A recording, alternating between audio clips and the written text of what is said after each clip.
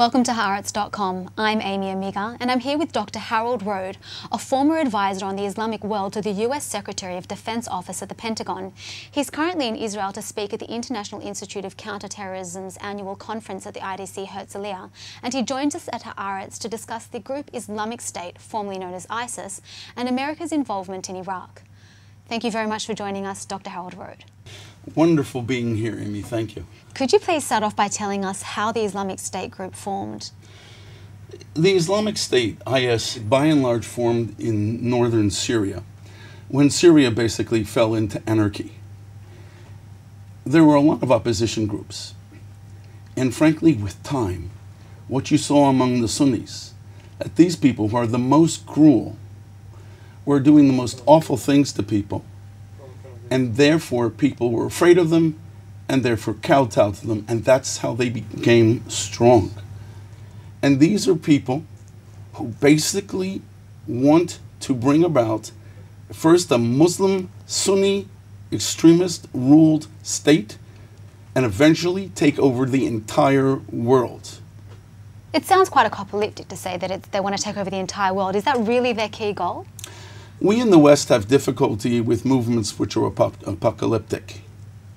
But that's who they are, and that's what they want. From a Muslim point of view, it starts already in the time of the Quran and the period thereafter. There are two worlds. The world of Islam, it's called Dar al-Islam. Dar is a world, abode, and Dar al-Harb, the world of Harb. Harb in Arabic is war.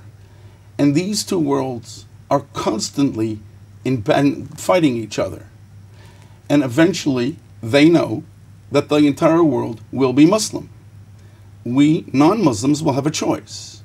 Either we convert to Islam, their form of Islam, or death.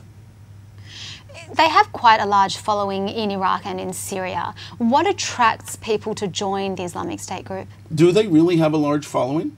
Or do people join because they're afraid? They, in the beginning, went into Sunni areas and they conquered these areas. And what they did to their fellow Sunnis was terrible. They murdered them because they didn't pray right. We're talking Sunni on Sunni violence. To say nothing of what they did to the non-Muslims. Take the Yazidis there or the Christians. They went to them and said, now's your chance. And good classical Islamic choice. Either you convert to Islam or death. That's your choice. So basically you're saying that this group has not really attracted a following, it's forced upon people to join? Yes. And what about the Westerners? Why would people from Russia or China or America or England, as we've seen, want to join the Islamic State? These are all Sunni Muslims from China, from Russia, from Europe, from America. And as this organization wins, people again want to be with the winner. A lot of the Western Muslims, if they are converts many times are very zealous. And they want to prove who they are. That's been the history of Islam. It's been in other religions as well. The other thing is, let's just take Russia as an example. Okay. About 1/3 of Moscow, the center of Russia, is Muslim, the overwhelming majority of which are Sunni Muslims. They feel downtrodden. They don't feel part. Russia is traditionally an Orthodox Christian country. They're nothing, a lot of them get into drugs, they get into sex, alcohol, and all of a sudden they're lost kids. These are boys we're talking about. Mm-hmm. And so, what they do is all of a sudden they come into a mosque and they're told that they avant-garde. They can do something for Islam, that Islam is great. All they have to do is become jihadis. And that attracts them. And all of a sudden, from being powerless, they become powerful. Imagine that they do make it to Syria, Iraq, or whatever place they are. And they come home with all these skills that they have learned. How to murder, how to terrorize, how to blow up things.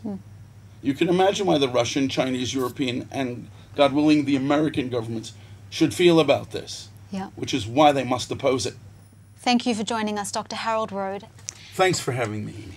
And thank you for joining us on Haaretz.com for part 1 of our conversation on the Islamic State group. Join us for part 2, where we'll look at why the West is so intent on bringing Islamic State down and how the United States and its allies can go about doing so.